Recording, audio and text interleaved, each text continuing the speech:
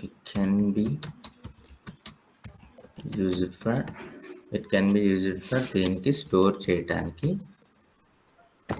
అలానే యాక్సెస్ అంటే ఒకదాన్ని మనం యాక్సెస్ చేయాలి అన్నా, అలానే మోడిఫై చేయాలన్నా, ఒక వాల్యూని మోడిఫై చేయాలన్నా సరే మనం ఈ వేరియబుల్ని యూజ్ చేస్తాం.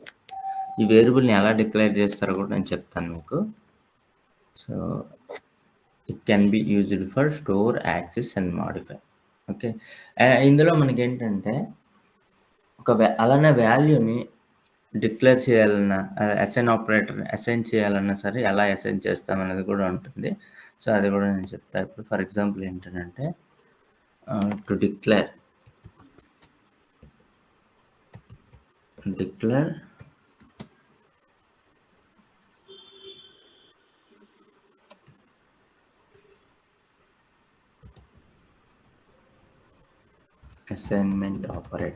అసైన్మెంట్ ఆపరేటర్ అంటే ఏంటో నేను చెప్తాను. No need to worry.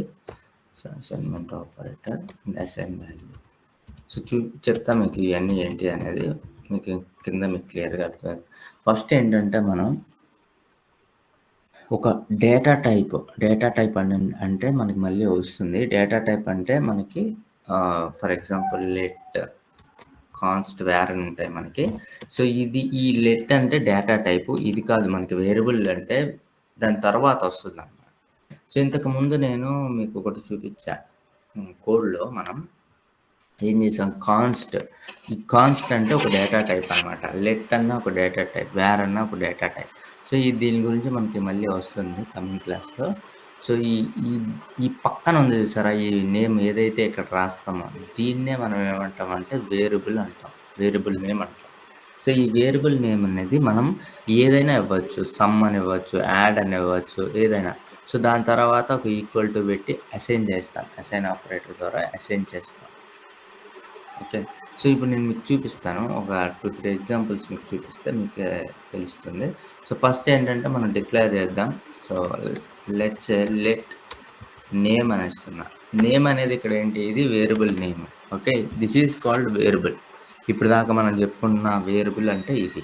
అంటే most basic building blocks of the JavaScript. ఇది లేకపోతే మనం దాన్ని స్టోర్ చేయొచ్చు. ఒక వాల్యూని స్టోర్ చేయొచ్చు, యాక్సెస్ చేయొచ్చు, మాడిఫై చేయొచ్చు by using this variable name.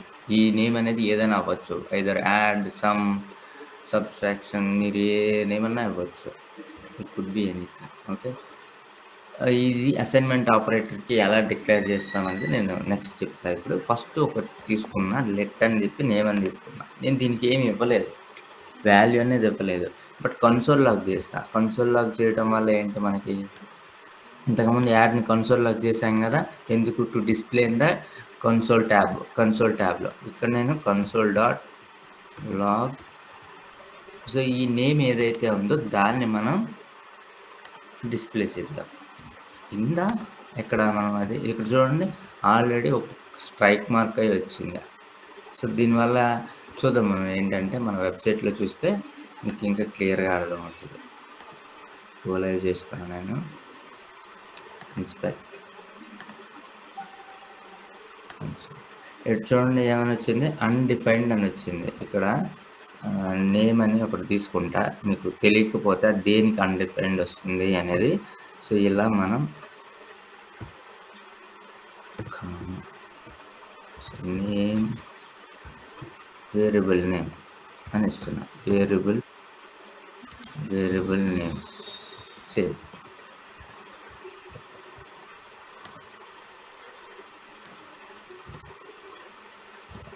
Okay. Variable name. So ఈ వేరియబుల్ నేమ్ అనేది మనం కన్సోల్ లాగ్లో చూస్తే ఎలా వస్తుంది అనేది విల్ చెక్. ఇక్కడ చూడండి, వేరియబుల్ నేమ్ అన్డిఫైన్డ్ అని వస్తుంది. ఎందుకు, మనం ఒక వాల్యూని ఇచ్చాం, బట్ దానికి ఏమైనా ఇచ్చాం. ఇక్కడ చూడండి ఏం చేశాను నేను ఇంతకుముందు, యాడ్ అని చెప్పి ఒక వాల్యూ అనేది అసైన్ చేశాను కాబట్టి నో ఇష్యూస్. బట్ ఇక్కడ మీరు ఒక వేరియబుల్ నేమ్ ఇచ్చినప్పుడు ఏమవుతుంది, అన్డిఫైన్డ్ అనమాట. బట్ దేనికి అసైన్ చేయలేదు, మనం ఒక వాల్యూ అనేది దానికి అసైన్ చేయలేదు. ఓకే. అందరికి ఏమవుతుంది, మళ్ళీ లేట్గా జాయిన్ అవుతున్నారు, మళ్ళీ బ్యాక్ వచ్చేసారా? సో, వేరియబుల్ నేమ్ మనం ఏంటంటే ఇక్కడ అన్‌డిఫైన్డ్ వస్తుంది. ఎందుకు ఒక వాల్యూని మనం ఆ వేరియబుల్ నేమ్‌కి ఇచ్చాము. బట్ ఏంటంటే ఈ వాల్యూకి ఏమి అసైన్ చేయలేదు. అసైన్ చేయలేదు కాబట్టి ఇలా ఎర్రర్ వస్తుంది. అదే ఫర్ ఎగ్జాంపుల్ నేనేం చేస్తానంటే ఇక్కడ కింద ఆహ్, ఇలా కాకుండా నేమ్ అని తీసుకొని దానికి అసైన్ చేయొచ్చు. ఎలా అయినా చేయొచ్చు. లేదు మనం డైరెక్ట్‌గా ఇలా ఇలా తీసేసుకోవచ్చు. My name my name is or ఏదో లేదు అనంటే అంత అవసరం లేదు. జాన్ విక్ అని ఇస్తున్నా. సేవ్ చేస్తున్నా. ఇప్పుడు ఈ నేమ్ అనేది చూడండి ఇక్కడ ఏమొస్తుంది అనేది సో, చూడండి వేరియబుల్ నేమ్ జాన్ విక్. ఇంతకుముందు అన్‌డిఫైన్డ్ అని వచ్చింది. ఇప్పుడు మనకేంటంటే క్లియర్‌గా ఇక్కడ వాల్యూ వచ్చింది జాన్ విక్ అని. ఎందుకు ఇక్కడ మనం అసైన్ చేసాం. దీన్ని అసైన్ అంటాం. ఎప్పుడైతే ఈ ఈక్వల్ టు పెట్టామో దీన్ని అసైన్‌మెంట్ ఆపరేటర్ అంటాం. అదే ఇక్కడ మనం చెప్తుంది. Assign assign value assignment operator. ఒకటి వాల్యూని డిక్లేర్ చేసిన తర్వాత దానికి అసైన్‌మెంట్ ఆపరేటర్ ద్వారా ఒక వాల్యూని అసైన్ చేయాలన్నమాట. లేదు అనంటే అది అన్‌డిఫైన్డ్ వస్తుంది. ఓకే. లేటర్ గూడా అసైన్ చేయొచ్చు మనం. అంటే తర్వాత గూడా అసైన్ చేయొచ్చు. No problem. అంటే లెట్స్ సే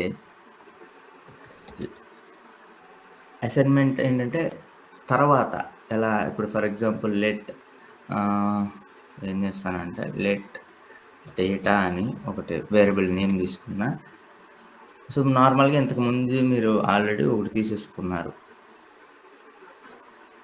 అని చెప్పి. సో, డేటా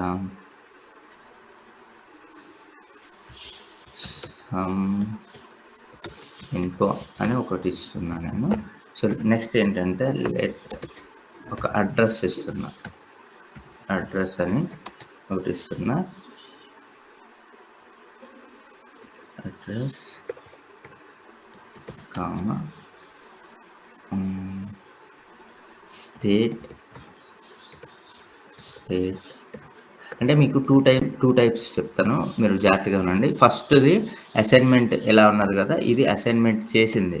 అసైన్ లేటర్ అంటే ఇది ఫస్ట్ డిక్లేర్ చేసేస్తాం. వాల్యూని డిక్లేర్ అంటే this is called declare.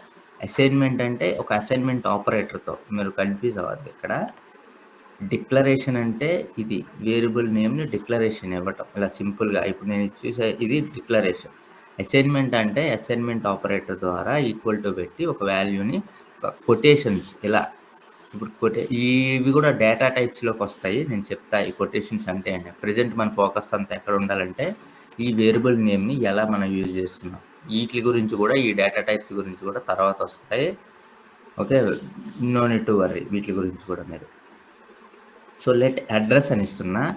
Assign later అని అన్నా కదా! Assign later. తర్వాత ఇవ్వాలి. ఎలా?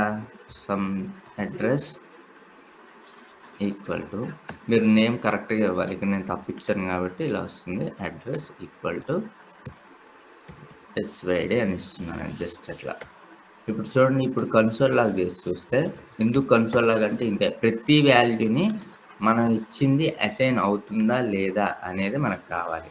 దానికోసం మనం మాథెమాటిక్ కన్సోల్ లాగ్ హెచ్‌వైడీ చూడండి. యాప్.js 27 అంటే ఇది లైన్. యాప్.js అంటే ఫైల్ నేమ్. అంటే ఈ ఫైల్ నేమ్‌లో 27 అనే లైన్‌లో ఈ హెచ్‌వైడీ కన్సోల్ లాగ్ చేశారు. ఎలా చూడాలి కోడ్‌లో? యాప్.js ఫైల్. ఓకే. యాప్.js ఫైల్‌లో 27 లైన్. చూడండి ఇది 1, 2, 3, 4, 7 27. సో, దీనివల్ల ఏమైతదంటే కోడ్ మీకు ఒక 1000, 2000 లైన్స్ ఆఫ్ కోడ్ ఉన్నప్పుడు ఈజీ అయిపోతుందనమాట. ఎక్కడ ఈ కన్సోల్ లాగ్. ఇక్కడ చూడండి ప్రతీదీ మన కన్సోల్ లాగ్ ఏ లైన్‌లో ఉంది. ఇది చూడండి 12, 16, 20, 27 అలా మనకి సింపుల్‌గా మనం చూసుకోవచ్చు. ఓకే. ఈ 27 అనేది ఏంటి అనేది ఇక్కడ 27 ఈ కన్సోల్ లాగ్‌లో అడ్రస్‌ని మనం ప్రింట్ చేసాం. ఓకేనా? అలానే మనం 2, 3 కూడా ఇవ్వచ్చు. ఎలా అంటే for example state pin code ఇలా ఇచ్చేసి నేను జస్ట్ ఇలా క్లోజ్ చేసేసుకోవచ్చు. తర్వాత ఏంటనంటే మనం అసైన్ లేటర్ అని చెప్పాం కదా, అది యూజ్ చేయొచ్చు. ఎలా స్టేట్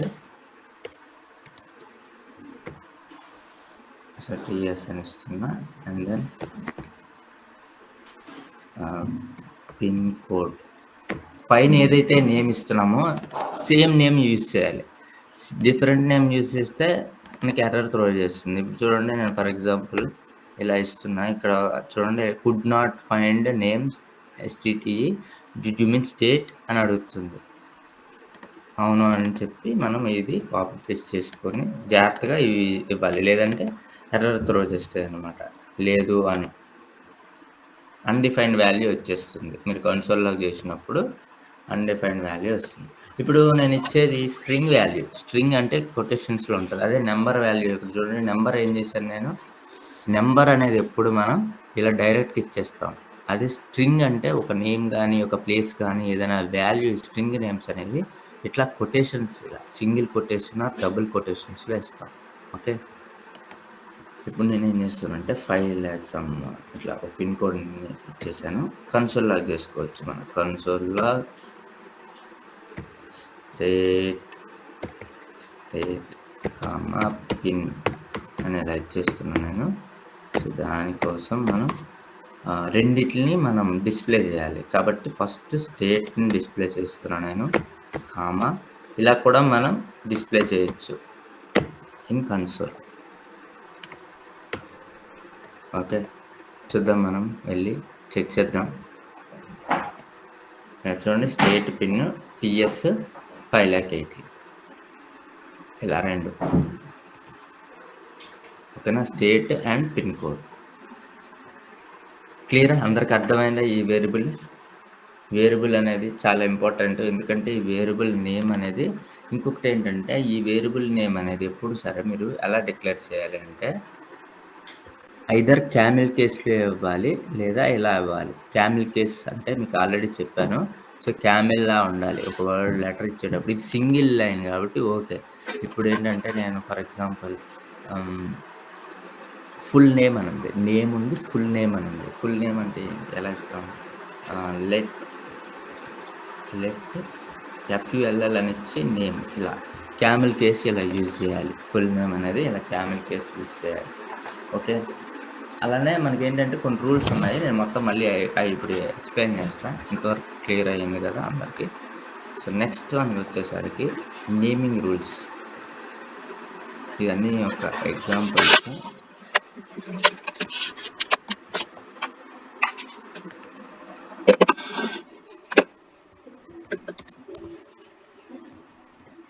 నేమింగ్ రూల్స్ అంటే ఒక వేరియబుల్ నేమ్‌ని రాయటానికి కూడా రూల్స్ ఉన్నాయన్నమాట. అంటే ఎలా కావాలంటే అలా ఇవ్వలేము కొన్ని దగ్గరలో. సో అవి కూడా మీరు తెలుసుకోవాలి. ఎలా రాయాలి, నేమింగ్ రూల్స్ ఏంటి? వేరియబుల్ నేమ్ రాయడానికి మనకి కొన్ని రూల్స్ ఉన్నాయి, అవి చెప్తాను. సో నార్మల్‌గా ఏంటి అనంటే ఒక వేరియబుల్ నేమ్‌లో మనకి ఒక variable name can contain digits, letters, underscore and dollar symbol. Okay. Digits అంటే నంబర్స్ అన్నమాట సింపుల్‌గా. డిజిట్స్, లెటర్స్ అండ్ అండర్‌స్కోర్ అంటే ఈ సింబల్. ఓకే. ఈ సింబల్ మైనస్ కాదు, ఇది అండర్‌స్కోర్ సింబల్. ఈ సింబల్ యూజ్ చేయొచ్చు. అలానే డాలర్ సింబల్ కూడా మనం యూజ్ చేయొచ్చు. సో ఈ సింబల్స్ ఇట్ కెన్ కంటైన్ అంటే ఒక వేరియబుల్ నేమ్‌లో మనం ఏమేమి ఉండొచ్చు? డిజిట్లు ఉండొచ్చు, నంబర్స్ ఉండొచ్చు, లెటర్స్ ఉండొచ్చు, అండర్‌స్కోర్స్ ఉండొచ్చు, డాలర్ ఉండొచ్చు. ఈ 4 వాల్యూస్ ఉండి మనం క్రియేట్ చేద్దాం ఒకటి. బట్ ఏంటంటే ఇందులో ఇంకొక ప్రాబ్లమ్, కంటైన్ అంటే అందులో ఉండొచ్చు. బట్ ఏంటంటే it must start with letter, dollar and underscore. But ఏంటంటే నంబర్‌తో స్టార్ట్ చేయకూడదు. అంటే ఎలా ఉండొచ్చు అనంటే సో ఫైనల్‌గా next one must start letter underscore or dollar. ఈ 3 తోనే స్టార్ట్ చేయాలి. కానీ నెంబర్‌తో స్టార్ట్. ఫర్ ఎగ్జాంపుల్ 1 నేమ్ ఇలా ఇస్తే తీసుకోదనమాట. ఇలా ఇస్తే రాంగ్ ఇది. సో, రాంగ్ ఇలా ఇస్తే. అదే ఫర్ ఎగ్జాంపుల్ మనం అండర్‌స్కోర్ నేమ్ అలౌ చేస్తుంది. ఓకే. డాలర్ నేమ్ అలౌ చేస్తుంది. నెక్స్ట్ నేమ్ అలౌ చేస్తుంది. ఇలా ఈ 3 అలౌ చేస్తాయి. ఓకే. ఈ 3 ఏదైతే ఉన్నాయో ఇది అలౌ చేస్తుంది. ఏమైనా మస్ట్ స్టార్ట్ విత్ లెటర్‌తో స్టార్ట్ చేయొచ్చు మీరు. అంటే నేమ్ ఇలా. అండర్‌స్కోర్‌తో స్టార్ట్ చేయొచ్చు ఇలా. ఓకే. డాలర్‌తో స్టార్ట్ చేయొచ్చు ఇలా. బట్ ఏంటంటే కెనాట్ స్టార్ట్ విత్ నంబర్.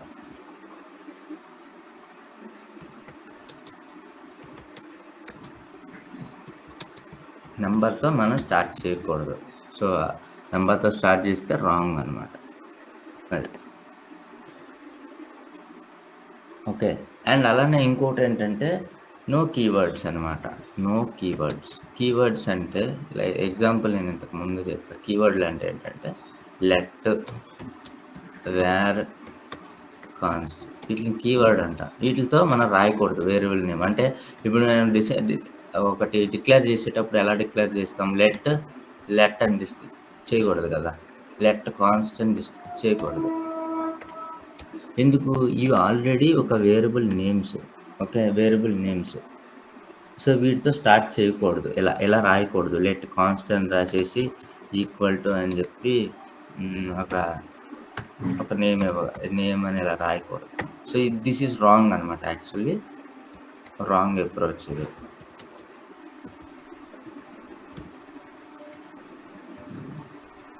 ఇంకోటేంటంటే ఇది క్యామెల్ కేస్ చెప్పాను కదా! క్యామెల్ కేస్ ఎలా యూజ్ చేయాలి? Camel case and case sensitive అనమాట. అంటే ఇప్పుడు ఫర్ ఎగ్జాంపుల్ మీరు డిక్లేర్ చేసేటప్పుడు ఎలా అంటే ఇప్పుడు నేను ఫుల్ నేమ్‌ని ఎలా రాయాలి? ఇలా రాస్తాం ఫుల్ నేమ్. అంతేగాని ఇలా రాయకూడదు. ఎలా అంటే క్యాపిటల్ ఎఫ్ అని రాసేసి ఇలా రాయొద్దు. ఓకే. ఫుల్ నేమ్ అని ఇలా రాయొద్దు ఎప్పుడు. So, this is the correct approach full name అనేది. ఇలా రాయకూడదు మనం. క్యాపిటల్ ఎప్పుడు రాకూడదు. క్యామెల్ కేస్ అంటే ఇలానే రావాలి. ఓకేనా. క్యామెల్ కేస్ లేదు అనుకుంటే సో, ఇంకోలా రాయొచ్చు మీరు. ఎలా అంటే ఫుల్ అండర్‌స్కోర్ నేమ్ ఇలా కూడా రాయొచ్చు మీరు. ప్రాబ్లమ్ లేదు. ఒకవేళ మీకు అంతేగాని ఇలా రాయొద్దు మళ్ళీ. Full name. ఇది ఏంటంటే ఇది అలౌ చేసినా సరే ఇది it's not a good approach అనమాట. ఇప్పుడు నేను రాసింది it's not a good approach. ఇలా రాయండి మీరు. ఫుల్ నేమ్ అని ఇలా రాయండి. బట్ ఇలా రాయొద్దు. ఓకే. నెక్స్ట్ ఏంటంటే క్యామెల్ కేస్ గాని యూజ్ చేయొచ్చు ఇలా. సో, ఇవి రూల్స్ అనమాట. అంటే ఏంటి ఒకటి రాసేటప్పుడు మీరు ఎలా రాయాలి? ఫర్ ఎగ్జాంపుల్ ఫుల్ నేమ్ అని ఇలా రాయొచ్చు. ఫుల్ నేమ్ అని ఇలా రాయొచ్చు. లేదంటే ఫుల్ హైఫన్ నేమ్ అని రాయొచ్చు. లేదు అనుకుంటే ఒక డైరెక్ట్‌గా నేమ్ అని తీసుకోవచ్చు. సింగిల్ మీరేందంటే ఇయన్నీ గుర్తుపెట్టుకోవాల్సిన అవసరం లేదు. అంటే మీకు జస్ట్ చేయకూడనివేవో తెలుసుకోండి. చేయాల్సినవి వద్దు. డాలర్ సింబల్ ఇయన్నీ. మీరు చేయాల్సింది ఒకటే. ఒకవేళ 2 ఆర్ 3 వర్డ్స్ ఉంటే క్యామెల్ కేస్. అంతే సింపుల్‌గా గుర్తుపెట్టుకోండి. 2 ఆర్ 3 ఉంటే క్యామెల్ కేస్ రాయాలి. అదే సింగిల్ ఉంటే ఇలా సింగిల్‌గా రాసేయండి. అంతేగాని ఈ లెటర్స్, ఈ డాలర్స్ ఇయన్నీ గుర్తుపెట్టుకోవాల్సిన అవసరం లేదు. కొంతమంది యూజ్ చేస్తారు. అంటే డిఫరెన్షియేషన్ కోసం కొంతమంది అండర్‌స్కోర్ యూజ్ చేస్తారు బిఫోర్ ఇలా నేమ్‌కి ముందు. అది వర్క్ అవుతుంది. No issues. అది వాళ్ళ ఇష్టం అది. అలా కూడా ఎందుకనంటే అలాంటిది మళ్ళీ అలాంటి నేమ్ యూనిక్ నేమ్ ఉంటదని చెప్పి కొంతమంది ఇలా యూజ్ చేస్తారు. కొంతమంది డాలర్ సింబల్ యూజ్ చేసి ఇలా రాస్తారు వేరియబుల్ నేమ్స్. ఇది కూడా ఏంటంటే అలౌ చేస్తుంది. No problem. మీరు సింపుల్‌గా ఏదన్నా ఒక వేరియబుల్ నేమ్‌ని డిక్లేర్ చేయాలి అనుకుంటే మీరేం చేయాలంటే మీరు ఇలా ఒక ఫుల్ నేమ్‌కి ఇలా క్యామెల్ కేస్ రాసుకోండి. నార్మల్‌గా ఇలా రాసేసుకోండి సరిపోతది. దిస్ ఈజ్ వేరియబుల్ నేమ్స్ యొక్క రూల్స్. రూల్స్ అండ్ వేరియబుల్ నేమ్‌ని ఎందుకు యూజ్ చేస్తాం, ఏంటి అనేది ఒక వాల్యూని ఎక్కువగా డిక్లేర్ చేయడానికి మనం యూజ్ చేస్తాం. సో, బై యూజింగ్ అసైన్‌మెంట్ ఆపరేటర్‌ని యూజ్ చేసి సో, మనం ఎలా కావాలంటే అలా ఇవ్వచ్చు. క్లియరా ఇంతవరకు? ఏమైనా డౌట్స్ ఉన్నాయా?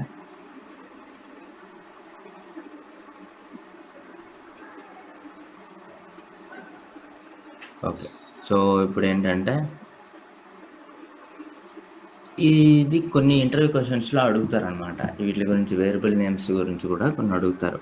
సో, ఫర్ ఎగ్జాంపుల్ ఎలా ఇస్తారంటే ఇలా లెట్ డేటా అని ఇచ్చేసి కన్సోల్ లాగ్ చేస్తారు. ఓకే. ఏమొస్తది వాల్యూ అని అంటారు. సింపుల్‌గా. ఓకే. అప్పుడు మనం చెప్పాలి. దిస్ ఈస్ అన్‌డిఫైన్డ్ వాళ్ళడుగుతారు. అన్‌డిఫైన్డ్ వస్తుందా? లేకపోతే కొన్ని అంటే ఎంసీక్యూలో ఉండేటప్పుడు అడుగుతారు. అన్‌డిఫైన్డ్ వస్తుందా? లేదా వాల్యూ వస్తుందా? నన్ వస్తుందా? అని కన్‌ఫ్యూజ్ చేయడానికి ఇంచుమించుగా అడుగుతారు. సింపుల్‌గా ఏంటంటే అన్‌డిఫైన్డ్ వస్తుంది. డైరెక్ట్‌గా మనం అసైన్ చేయకపోతే వాల్యూ, అడ్రెస్ అనే దాన్ని మనం ప్రింట్ చేస్తే ఏమొస్తుంది మనకి అన్‌డిఫైన్డ్ వస్తుంది. సో, ఇది ఒక ఇంటర్వ్యూ ఇలా అడుగుతారనమాట. సో, అదే నేమింగ్ రూల్స్‌లో సో, నంబర్‌తో ఇలా రాస్తారు. అది కరెక్టా అని అడుగుతారు. కొన్ని ఇంకోటేంటంటే డాలర్‌తో రాస్తారు. అండర్‌స్కోర్ మనం ఏంటంటే సో, ఓవర్‌లుక్‌లో అంటే ఇలా రాయకూడదు. ఓన్లీ వేరియబుల్ నేమ్ అనేది లెటర్‌తోనే రాయాలి అనుకుంటాం. బట్ ఏంటంటే అండర్‌స్కోర్‌తో కూడా వీ కెన్ స్టార్ట్ అనమాట. మరి నంబర్‌తో ఇట్ కంటైన్ డిజిట్స్ నంబర్స్ గూడా అనన్నారు. మరి నంబర్స్ అంటే ఎలా రాస్తాం అప్పుడు? అప్పుడు నేమ్ 1 ఇలా అలౌ చేస్తుంది. ఇలా రాస్తే అలౌ చేస్తుంది. బట్ ఇలా రాస్తే అలౌ చేయదు. అంటే స్టార్ట్ చేయకూడదు. ఎండ్ చేసినప్పుడు సెంటర్‌లో గాని రాయొచ్చు. ప్రాబ్లమ్ ఏమి ఉండదు. ఓకే. క్లియర్? నెక్స్ట్ వచ్చేసరికి మనకి చాలా ఇంపార్టెంట్ ఇప్పుడు నేను చెప్పేదేంటంటే, ఇప్ ఇప్పటి వరకు మనం ఈ వేరియబుల్ నేమ్ గురించి చూసాం. ఒక వాల్యూని ఒక స్టేట్మెంట్ ఉంది గదా! ఒక స్టేట్మెంట్‌లో ఇది ఇదొక స్టేట్మెంట్ అనుకోండి. లెట్ నేమ్ జాన్విక్ అని ఇలా ఇచ్చాను. ఇదొక ఎగ్జాంపుల్ అనుకున్నాను. సో, ఈ నేమ్ గురించి మనం చెప్పాం. ఈ నేమ్ అంటే వేరియబుల్ అన్నాం.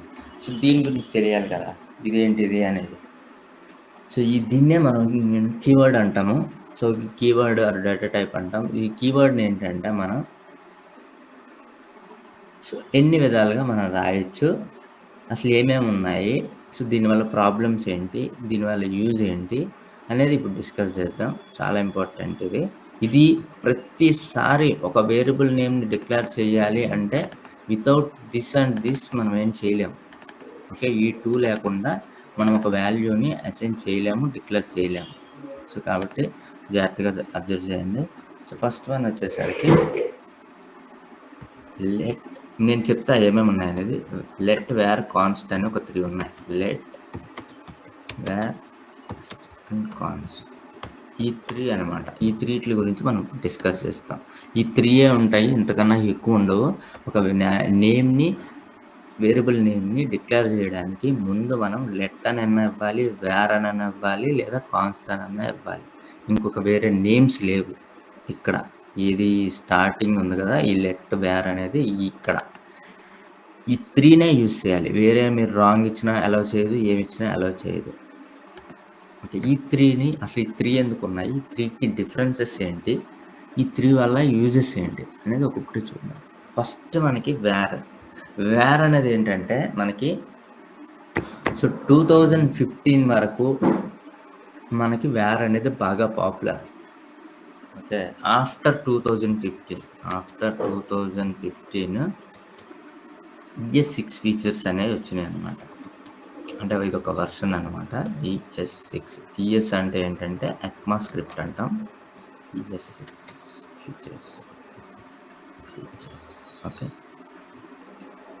ES6 features was came. అందుకు మనం ఏం చేస్తున్నామంటే వీ డోంట్ యూజ్ వేర్. ఇప్పుడు కూడా అంటే ఓల్డ్ ప్రాజెక్ట్స్‌లో వేర్ అని ఉండొచ్చు కానీ if you are suppose to create a new project you don't use var. Okay. Var అనేది వీ డోంట్ యూజ్ వేర్. ఇప్పటికి స్టిల్ మీరు యూజ్ చేశారు అంటే you are a bad programmer అనమాట. ఎందుకు అనంటే సో వేర్ అనేది ఓల్డర్ వెర్షన్. 2015 వరకే యూజ్ చేసాం. 2015 తర్వాత ఇది యూజ్ చేయట్లేదు. బట్ ఇప్పటికి స్టిల్ కొంతమంది జావాలోని, జావా స్క్రిప్ట్‌లోని యూజ్ చేస్తారు. బట్ ఏంటంటే వాళ్ళకి ప్రాపర్ రూల్స్ తెలియక. అంటే if you are really using ES6 features అంటే మనకి ES అంటే ఎక్మాస్క్రిప్ట్. ఓకే. అంటే ఎక్మా స్క్రిప్ట్. ఎక్మా అంటే మళ్ళీ యూరోపియన్ సమ్ ఏదో ఉంది. అది అంత ఫుల్ ఫామ్ అవసరం లేదు మనకి. జస్ట్ ES6 ఫీచర్స్ అడుగుతారు ఇంటర్వ్యూ క్వశ్చన్స్‌లో. Are you using ES6 features అని అడుగుతారు. Yes I'm using ES6 features. ES6 features ఎప్పుడొచ్చాయంటే 2015 తర్వాత వచ్చాయి. ఓకే. ES అంటే ఎక్మా స్క్రిప్ట్. అంటే ఇదొక వెర్షన్. 6 అనేది ఏంటంటే ఒక వెర్షన్. ES 1, 2, 3, 4, 5, 6. ఇప్పుడు 6థ్ వెర్షన్ నడుస్తుంది జావా స్క్రిప్ట్‌లో. ఈ ఫీచర్స్‌లో కొన్ని యాడ్ చేశారు. చాలా ఇంపార్టెంట్ ES6 ఫీచర్స్. ఏమేమున్నాయంటే ఒక అరౌండ్ 16 ఫీచర్స్ యాడ్ చేశారు వాళ్ళు. అందులో ఈ లెట్ కాన్స్ట్ కూడా ఒకటి. వన్ ఆఫ్ ది ఇంతకుముందు ఓన్లీ వేరే యూజ్ చేసేవాళ్ళు. ఈ వేర్ ఎలా యూజ్ చేసేవాళ్ళు ఏంటనేది నేను ఇప్పుడు చెప్తా చూడండి. ఫస్ట్ మనం వేర్ అనేది ఎప్పుడు సరే మనకి గ్లోబల్ స్కోప్ అనమాట. So, where is a global scope. అసలు ఈ గ్లోబల్ స్కోప్ అంటే ఏంటి? ఓకేనా? అదే అలానే మనకి బ్లాక్ స్కోప్ అంటే ఏంటి? ఇవన్నీ నేను ఒక్కొక్కటి ఎక్స్‌ప్లెయిన్ చేస్తా. Where is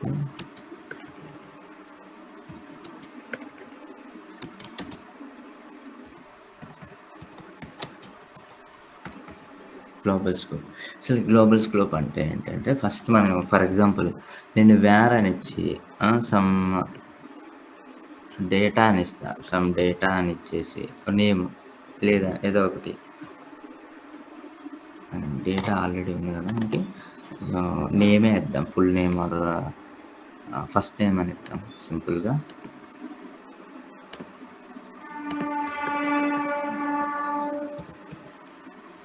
where first name.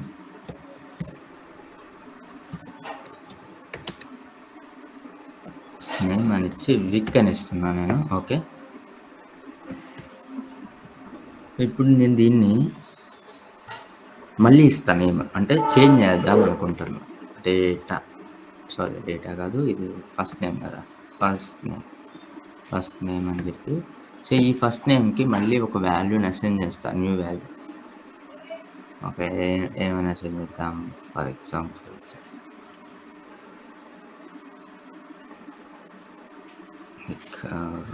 Ram. Okay. ఇలా ఒక ఫస్ట్ నేమ్ అలా ఇచ్చేసి మనం కన్సోల్ లాగ్ చేద్దాం. console.log. ఓకే. సారీ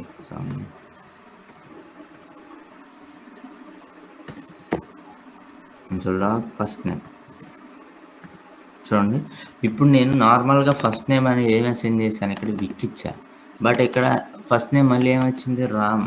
చూడండి ఇప్పుడు నేను దీన్ని బట్టి మీకు అర్థం అవుతది. సో ఇక్కడ రామ్ అని వస్తుంది. బట్ ఇక్కడ మనకి అంటే ఏమైపోయింది ఒక వాల్యూని మనం డిక్లేర్ చేసాం. అసైన్ చేసినా కూడా డిక్లేర్ చేసి మళ్ళీ అసైన్ చేసాం. దీన్ని ఏమంటామంటే ఫస్ట్ ఒక వాల్యూని అసైన్‌మెంట్ అయింది. This is called assignment. ఇది అసైన్‌మెంట్. అదే వాల్యూకి మళ్ళీ ఒక వాల్యూని అసైన్ చేశా. సో దీనివల్ల ఏమవుతదంటే ప్రాబ్లమ్ అయితది. ఎందుకు ప్రాబ్లమ్ అయితదంటే ఫర్ ఎగ్జాంపుల్ ఒక డెవలపర్ అనేవాడు ఒక దగ్గర ఎక్కడో ఒక 2000 లైన్స్ ఆఫ్ కోడ్‌లో పైన ఎక్కడో సేమ్ నేమ్ యూజ్ చేసుకున్నాడు నేమ్ అని. ఆ నేమ్‌ని మళ్ళీ నేను కింద యూజ్ చేసుకున్నప్పుడు దానికి వాల్యూను అసైన్ చేసేస్తే ఒక వాల్యూని అసైన్ చేసేస్తే అసైన్ అయిపోతుంది. అలా అయిపోవటం వల్ల సో ప్రాబ్లమ్ అవుతుందనమాట. ఓకే. సో వేర్ ఏమవుతుందంటే ఒక బ్లాక్ స్కోప్ అంటే ఏంటి నేను దాని గురించి చెప్పినాక ఇంకా మీకు క్లియర్‌గా అర్థమవుతది. ఫర్ ఎగ్జాంపుల్ మనకేంటంటే వేర్ అని ఒకటి తీసుకుంటున్నా. వేర్ ఏ ఆర్ బి అని. సో ఏ అని తీసుకుందాం. వేర్ ఏ ఇంకా మీకు క్లియర్‌గా చెప్తా. సమ్ నేమ్ అని ఇస్తున్నాను నేను. ఓకే. సో దిస్ ఈజ్ ఏంటి అనంటే మనకి గ్లోబల్ స్కోప్. ఇప్పుడు బయటంతా ఉన్నది ఏంటంటే గ్లోబల్ స్కోప్. అంటే అన్నిటికి ఈ వేర్ ఏ అనేది ఎక్కడైనా మనం యాక్సెస్ చేయొచ్చు. ఎప్పుడైతే మనం ఒక బ్లాక్ స్కోప్. బ్లాక్ అంటే ఏంటంటే మీరు కర్లీ బ్రేసెస్ రాసి లోపల ఎప్పుడైతే రాస్తామో this is called block scope. లోపల ఇన్‌సైడ్ ఇదంతా ఏంటనంటే మనకి గ్లోబల్. బయటంతా ఉండేది గ్లోబల్. ఇది మాత్రం బ్లాక్. ఎందుకంటే ఇన్‌సైడ్ కాబట్టి. Okay. This is called inside. So ఇప్పుడు నేనేం చేస్తానంటే దీనికి వేర్ ఏ అని ఇస్తున్నా. జాగ్రత్తగా అబ్జర్వ్ చేయండి. మళ్ళీ సేమ్ ఇస్తున్నా. వేర్ ఏ ఫస్ట్ నేమ్. ఓకే. ఇప్పుడు నేను ఇక్కడ కన్సోల్ లాగ్ చేస్తున్నా. కన్సోల్ లాగ్ ఏ. అలానే ఇక్కడ కూడా మనం కన్సోల్ లాగ్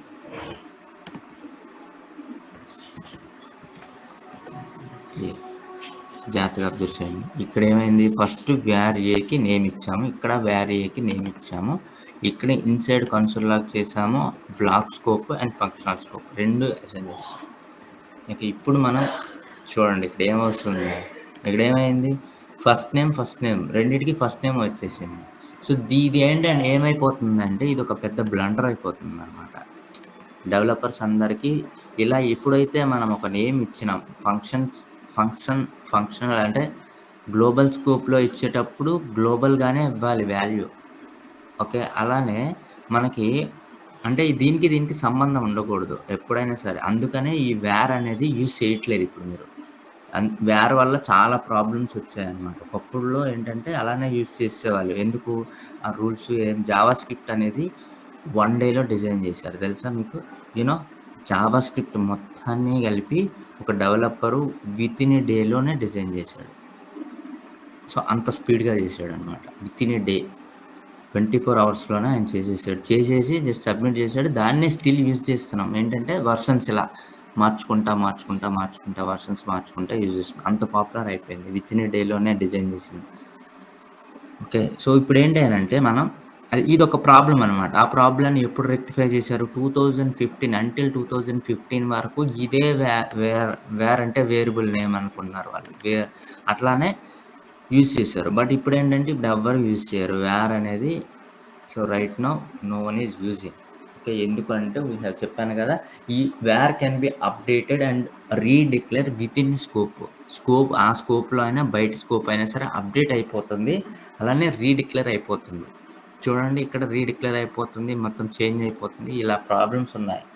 సో అందుకని చెప్పి దీన్ని అవాయిడ్ చేశారు. సో మనం కూడా అవాయిడ్ చేస్తాం. ఇది మనకి మెయిన్ ఇప్పుడు ఇంపార్టెంట్ ఏంటంటే ES6 ఫీచర్స్లో మనకి main important let and const. ఓకేనా. ఇందులో మనకి కావాల్సింది లెట్ అండ్ కాన్స్ట్. వేర్ని ఇంక యూజ్ చెయ్యం మనం. ఓకే. మీకు జస్ట్ ఒక ఐడియా రావాలి దానివల్ల ఏంటి ప్రాబ్లమ్స్ ఏంటి. వేర్ అనేది గ్లోబల్ స్కోప్ అంటే మీరు ఎక్కడ ఏదైనా చూసుకున్నా సరే ఎక్కడైనా అసైన్ అయిపోతుంది. అది బ్లాక్ స్కోప్లోకి వెళ్ళినా సరే అది మీరు విత్ ఇన్ ఇన్సైడ్ ఫంక్షన్లో కానీ అదే కర్లీ బ్రేసెస్లో కానీ you can assign or you can change. It can be updated and redeclared with it a scope. So అది కూడా ప్రాబ్లం ఉందన్నమాట. అందుకోసం మనం యూజ్ చేయం. మెయిన్ మనకి ఇంపార్టెంట్ లెట్ అండ్ కాన్స్ట్, ఈ రెండు ఇంపార్టెంట్. అండ్ అగైన్ మళ్ళీ ఈ 2 ఏంటి. సో ఈ లెట్ కాన్స్ట్కి ఎప్పుడెప్పుడు యూజ్ చేస్తాం, ఈ రెండింటికి డిఫరెన్సెస్ ఏంటి, లెట్కి కాన్స్ట్కి డిఫరెన్సెస్ ఏంటి అనేది కూడా మనం చూద్దాం. సో ఫస్ట్ లెట్ ఇక్కడ తీసుకుందాం. ఇక్కడ ఇంకా వేర్ నేను యూజ్ చేసుకోవట్లా. లెట్ బి అని తీసుకుంటున్నాను నేను. ఓకే. లెట్ బి ఒక బి అని తీసుకొని ఈ వాల్యూకి మనం ఏం చేద్దామంటే మళ్ళీ అగైన్ నేమ్ అని ఇస్తున్నాను నేను. ఇప్పుడు మనం అగైన్ నేను ఏం చేస్తానంటే మనం పైన ఏదైతే చేసామో అదే ఇస్తాను నేను. ఎలా ఇప్పుడు లెట్ బి అనే మళ్ళీ ఇస్తాను. లెట్ బి ఇలా ఇచ్చి ఫస్ట్ అని ఇస్తున్నాను. చూడండి ఇక్కడ ఎర్రర్ ఆల్రెడీ త్రో చేస్తుంది.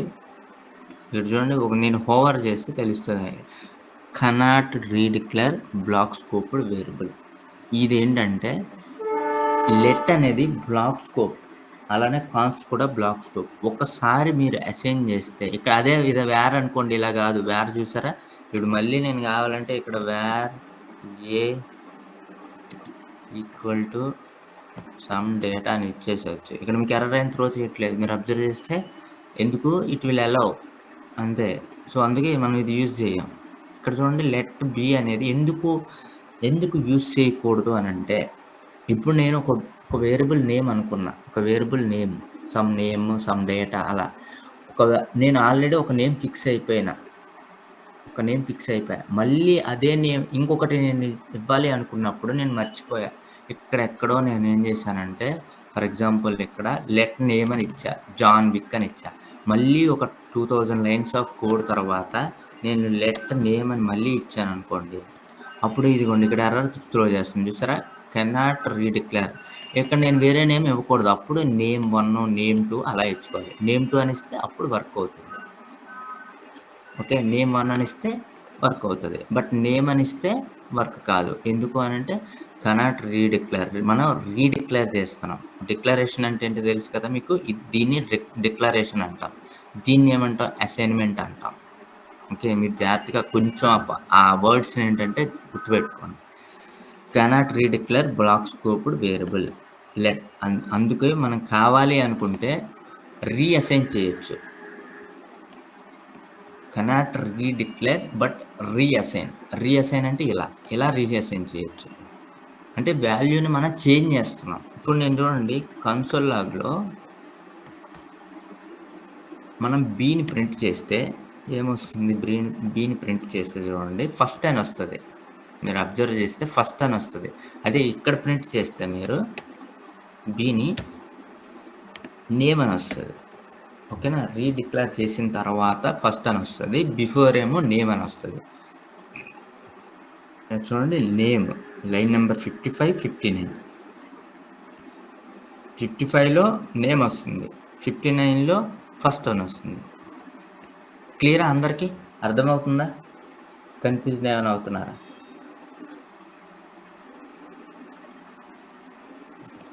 ఓకేనా? సో, ఇప్పుడు ఏంటి అనంటే మీరు ప్రాక్టీస్ చేస్తే మీకు క్లియర్ అయిపోతది. సో, ఈ మీరు సింపుల్‌గా నేను సింప్లిఫై చేసి చెప్తాను మీకు. ఈ వేర్ అనేది ఇంటర్వ్యూ క్వెషన్స్‌లో అడుగుతారు. వేర్ ఎందుకు యూజ్ చేయకూడదు అనేది. సింపుల్‌గా మనం ఆన్సర్ చేయాల్సింది ఏంటంటే where is a global scope. Okay. Let const అనేది బ్లాక్ స్కోప్డ్ వాల్యూస్. ఓకేనా? సో, ఇలా అసైన్ చేయడం వల్ల మనం ఒక ఎగ్జాంపుల్ కింద రాస్తాం. ఇలా ఇస్తే ఇలా ఈ ఫంక్షనల్ స్కోప్, ఈ గ్లోబల్ స్కోప్‌లోని అలానే బ్లాక్ స్కోప్‌లో కూడా వాల్యూ అనేది అసైన్ అయిపోతుంది. డిక్లేర్ కూడా అయిపోతుంది. సో, దీనివల్ల ప్రాబ్లమ్స్ వస్తాయి. అంతే సింపుల్ అయిపోయింది వేర్ గురించి. లెట్ గురించి ఏంటి? లెట్ అనేది ఏంటి మనం రీడిక్లేర్ అనేది చేయలేము. రీఅసైన్ అనేది చేయొచ్చు. వాల్యూని రీడిక్లేర్ అంటే సేమ్ నేమ్‌తో లెట్ అనేదాన్ని రీడిక్లేర్ చేయలేము. ఓకే. రీఅసైన్ అనేది చేయొచ్చు. అసైన్‌మెంట్ అంటే ఇది. అంటే ఒక వాల్యూని వేరే వాల్యూకి చేంజ్ చేయొచ్చు మనం లెట్‌లో. ఓకే. ఇప్పుడు నేను ఏం చేస్తానంటే దీన్నే మనం గ్లోబల్ స్కోప్ గురించి చూద్దాం. సో, ఈ global scope and block scope గురించి చూద్దాం. మళ్ళీ ఇందులో ఇప్పుడు నేను లెట్ బి అని ఇస్తున్నాను నేను చూడండి. మళ్ళీ సేమ్ బి అని ఇస్తున్నా. అవుతుందా? అవుతది. ఓకే. ఎందుకు అనంటే మనం చెప్పాం బ్లాక్ స్కోప్డ్ ఇది. బ్లాక్ లోపల అంటే ఇదొక బ్లాక్ ఇదంతా. ఇదంతా ఒక బ్లాక్. ఆ బ్లాక్ లోపల మీరు ఏమన్నా చేయొచ్చు. ఏదన్నా రాయొచ్చు నేను. ఇప్పుడు మళ్ళీ నేను ఏం చేస్తానంటే లాస్ట్ అని ఇస్తున్నా ఇక్కడ. లాస్ట్ అండ్ కన్సోల్ లాగ్ చేస్తున్నా నేను. అంటే దీనివల్ల ఏమవుతుంది అనంటే ఈ బయట ఉన్నదానికి, లోపల ఉన్నదానికి సంబంధం ఉండదు మనకి. ఓకేనా? ఇది లాస్ట్ వస్తుంది. ఇప్పుడు చెప్పండి ఇక్కడ ఏమొస్తది ఇక్కడ? ఇక్కడ ఏం ప్రింట్ అవుతుంది?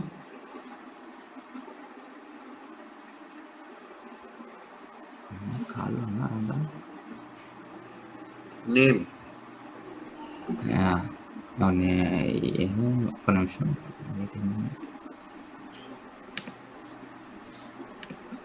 ఉన్నారా అందరూ? యాహ్! ఉన్నారు నేమ్ కదా! Print. Okay. Name print. Yeah! So, ఇక్కడేం ప్రింట్ అవుతుంది? Last print. ఇక్కడేం ప్రింట్ అవుతుంది? నేమ్ ప్రింట్ అవుతుంది. నేమ్ ప్రింట్ అవుతదా? ఒకసారి చెప్పండి ఎవరైనా? రీఅసైన్ చేశారు. ఫస్ట్ రీఅసైన్ ప్రింట్ చేశారు. అవుతుంది. ఫస్ట్ ప్రింట్ అవుతుంది. యాహ్! ఫస్ట్ రీఅసైన్ చేశారు. First yeah! ప్రింట్.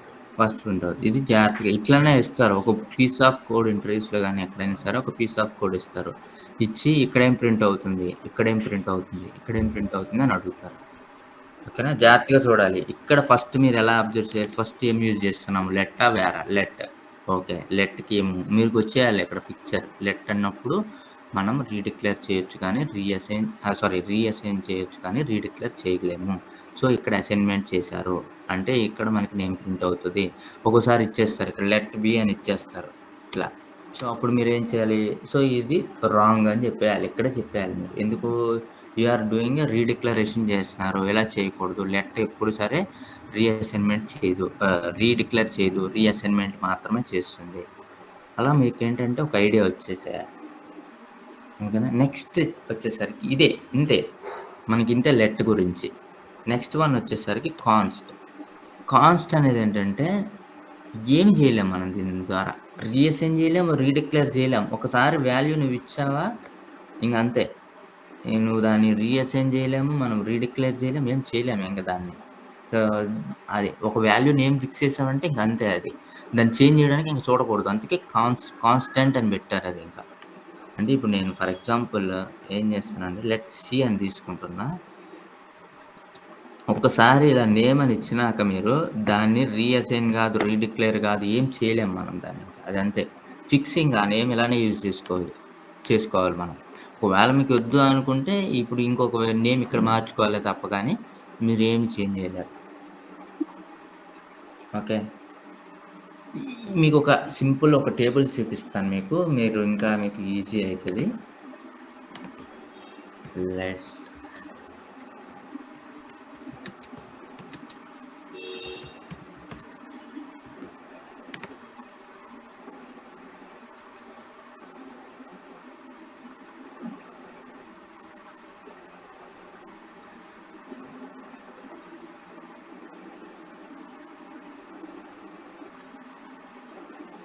ఇది చూడండి ఒక టేబుల్ ఉంది. ఫస్ట్ వేర్‌ని రీడిక్లేర్ చేయొచ్చా? యెస్ చేయొచ్చు. రీఅసైన్ చేయొచ్చా? చేయొచ్చు. బ్లాక్ స్కోపా? కాదిది. ఇదేంటి గ్లోబల్ స్కోప్ ఇది. కదా! ఇది గ్లోబల్ స్కోప్. వే variable scope yes correct. Access before declare no. Before declaration ముందు మనం యాక్సెస్ చేయలేము. ఓకే. ఇది. అదే లెట్ ఏంటంటే రీడిక్లేర్ చేయలేము. బట్ రీఅసైన్ చేయొచ్చు. నేనదే చెప్పా. రీడిక్లరేషన్ చేయొచ్చు. చేయకూడదు. రీఅసైన్ అనేది చేయొచ్చు మనం. ఇది బ్లాక్ స్కోప్ అంటే yes. Variable scope no. And next వచ్చేసరికి రీడిక్లరేషన్ చేయొచ్చా? చేయలేము. రీఅసైన్ చేయొచ్చా? చేయలేము. ఇది బ్లాక్ స్కోపా? యెస్. ఇది. ఇలా టేబుల్ ద్వారా గూడా మీరు గుర్తుపెట్టుకోవచ్చు. సో, మీకు కావాలంటే కొన్ని ఎగ్జాంపుల్స్ ఉంటాయి ఇంకా. సో, ఆ ఎగ్జాంపుల్స్ మీరింకా చూసారనుకోండి వేర్, లెట్, కాన్స్, మీరు ఇక్కడ చూడండి చెక్ చేసుకుంటే ఇక్కడొస్తాయన్నమాట. ఇలా.